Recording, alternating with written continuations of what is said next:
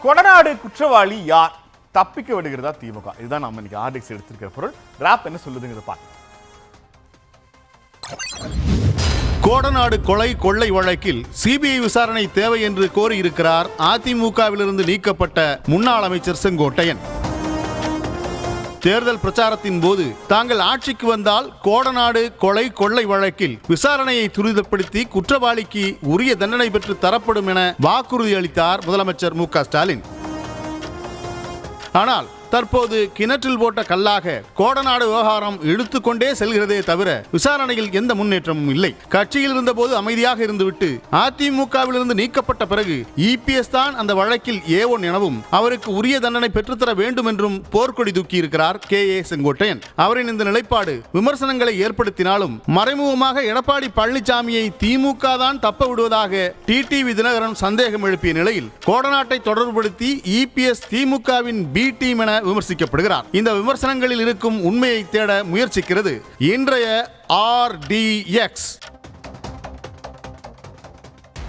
கொடநாட்டில் போய் அந்த வாட்ச்மேனை கட்டி வாயெல்லாம் போட்டுட்டு உள்ளார போய் ஜன்னலை உடைச்சி அங்கே ஒன்றும் பணம் காசு இருக்காதுன்னு எல்லாருக்கும் தெரியும். அங்கே போய் என்னத்தை ஃபைலை தேடினாங்கல்ல, அது யாரு?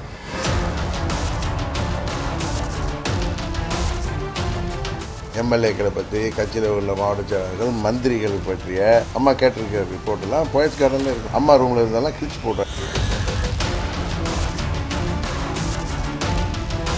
எல்லாருடைய லீலா வினோதங்கள் என்னென்ன எல்லாமே இருந்துச்சு. பாவம் பழனிசாமி அங்கே போய் தேடிட்டு இருந்தார். அது காரணம் நான் ஏதாவது வெளில விட்டுருவேன்.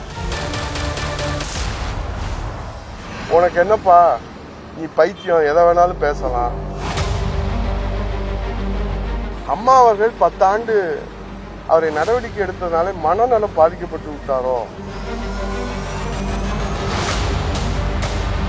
உளவுத்துறை கொடுத்ததெல்லாம் உத்தம புத்திரை படிச்சு கிழிச்சு போட்டாராம்.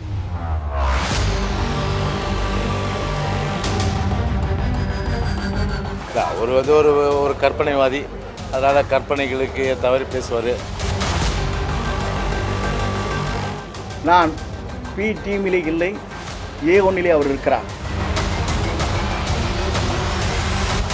கொடநாடு கொள்ளை விசாரணையை பொறுத்த மட்டும் தேர்தல் களத்தில் கொடுத்த வாக்குறுதியை தான் இப்போ இந்த அரசு நிறைவேற்றி கொண்டிருக்கிற தவிர வேற அல்ல.